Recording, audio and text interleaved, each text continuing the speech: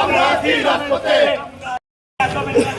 চলবে না চলবে না তারেক রহমান সংসদে, আমরা আছি রাজপথে, জুতা মারো তালে তালে, দিল্লির গুলি গালে, জুলাই কারো পাবেন না, জুলাই কারো পাবেন না।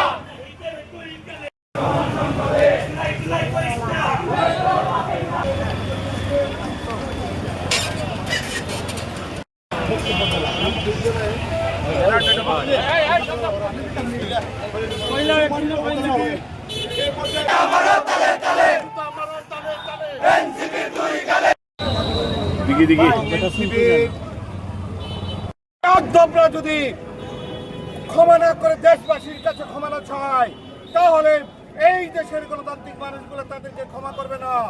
তাই আমরা হুঁশিয়ার করে দিচ্ছি, অবিলম্বে ক্ষমা করে সুস্থ ধারা রাজনীতির ফিরে আসুন। উনি এমনি এমনি বলতেছেন না, উনার পিছনে তারা ইন্ধন দিচ্ছে, সেটা বের করতে হবে। উনি সিলেটে এসে ব্যক্তিগত আক্রমণ করতেছেন, উদ্দেশ্যটা কি? জুলাই তো আপনার একক নয়, জুলাইয়ে আমরাও ছিলাম।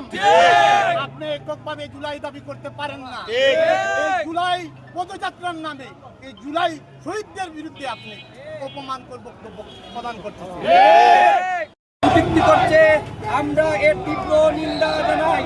মাননীয় প্রধানমন্ত্রী দেশ নায়ক তারেক রহমান সহ বিএনপি ও জাতীয় নেতৃবৃন্দর বিরুদ্ধে আবারও এভাবে কটূক্তি ও সমালোচনা করলে অবৈধভাবে এর তীব্র প্রতিবাদ জানানো হবে, কঠোর জবাবদিহিতা জানানো হবে। নির্বাচিত প্রধানমন্ত্রী জননেতা দেশনায়ক তারেক রহমানকে নিয়ে কটূক্তিপূর্ণ বক্তব্য দেওয়ায় আমরা এর তীব্র নিন্দা জানাই।